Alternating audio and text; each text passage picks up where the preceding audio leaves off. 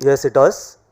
Because ultimately, it really doesn't matter how many scores have you scored or how many wickets have you taken unless and until you don't go on to win the trophies. Because if you ask anyone, if you ask when someone comes to my place, obviously my wife have created this entire cabinet of my trophies, which sometimes can be very, very embarrassing for me because I've never been someone like that.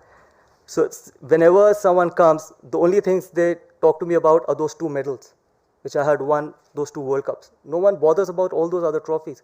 And that is what is the legacy as well. That being part of that World Cup winning team. And I can assure you that, whether it is Rohit Sharma now or Virat Kohli or MS Dhoni it was, or whoever is playing currently, if you ask them whether they want to be a man of the match or a man of the tournament of the World Cup final or they want to be part of the World Cup winning team, they definitely would want to be part of the World Cup winning team. So there's no shortage of efforts.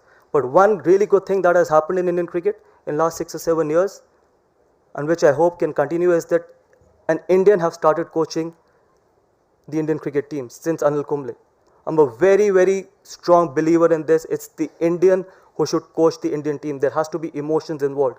All these foreign coaches, which we end up giving a lot of importance to, they only come here, make money, and they vanish.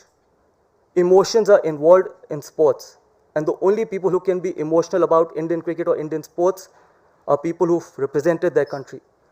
So whether it is now Rahul Dravid, before him was Ravi Shastri, and then before that was Anil Kumble, I hope it continues and this trend continues, because this is something, you ask Rahul Dravid, probably he'll be more passionate than all those other guys. I wish I had played under any one of these Indian coaches, because I never had that opportunity to play under any of the Indian coaches. When I made my debut, it was John Wright. After that, Greg Chappell came, then Gary, for a very short, brief period, it was Lalchand Rajput, under whom we won 2007 World Cup. No one remembers. Everyone remembers Gary Custon.